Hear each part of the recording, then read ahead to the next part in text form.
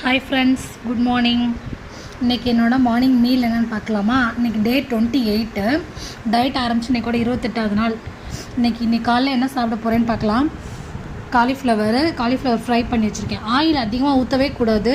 நான் லைட்டாக தான் ஆயில் ஊற்றிருக்கேன். 1 ஸ்பூன் 2 ஸ்பூனுக்கு மேலே ஊற்றிருக்க மாட்டேன். அதுக்கப்புறம் இது கேப்சிகம். முடிஞ்ச வரைக்கும் நீங்கள் ஆயில் சேர்க்காமல் ஆக்சுவலி அவங்க என்ன சொன்னாங்கன்னா, செக்கில் வாங்கின எண்ணெய், ஜாகரி போடாதது, வெல்லம் போடாதது எண்ணெய் யூஸ் பண்ண சொன்னாங்க. கொஞ்சம் தான், அதுவும் கம்மியாக தான் யூஸ் பண்ணிக்கணும்.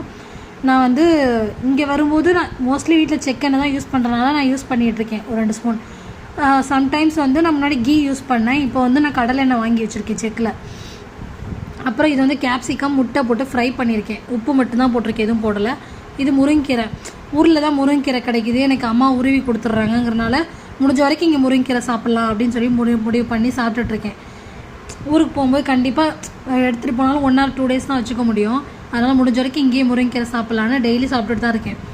அப்புறம் இது பாருங்கள், இதெல்லாம் வச்சுருக்கேன். இன்றைக்கி ப்ரோட்டீனுக்கு எதுவுமே எடுக்கலை, என்கிட்ட இல்லை. ஆக்சுவலாக நான் போய் வாங்கணும். இங்கே பக்கத்தில் எனக்கு பன்னீர் கிடைக்கல, மஷ்ரூமும் கிடைக்கல.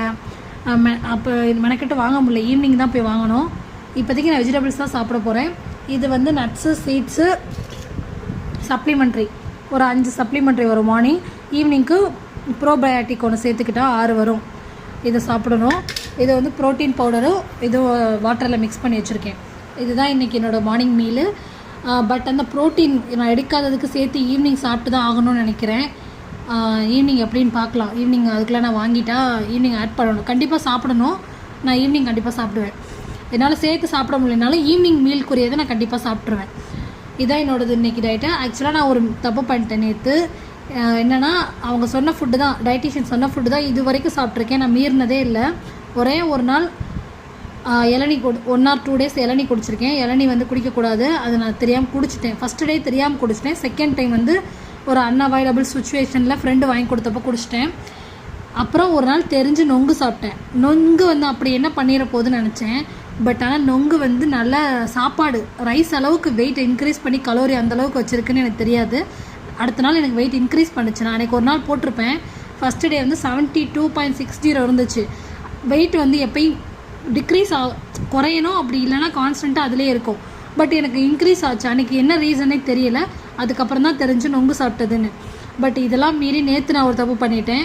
என்னென்னா, ஒரு இட்லி ஒரு பரோட்டா சாப்பிட்டேன். இது டயட்டிஷியனுக்கு தெரியாது. இன்னும் நான் வெயிட்டும் செக் பண்ணலை, என்ன நடக்குதுன்னு தெரில.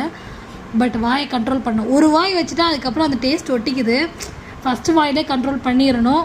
நான் தெரியாமல் சாப்பிட்டுட்டேன். 1/2 இட்லி சாப்பிட்லாம் அப்படின்னு 1 இட்லி சாப்பிட்டேன். அப்புறம் ஒரு பரோட்டா, ஒரு வாய் வைக்கலான்னு ஒரு பரோட்டா சாப்பிட்டேன். பட் இந்த மாதிரி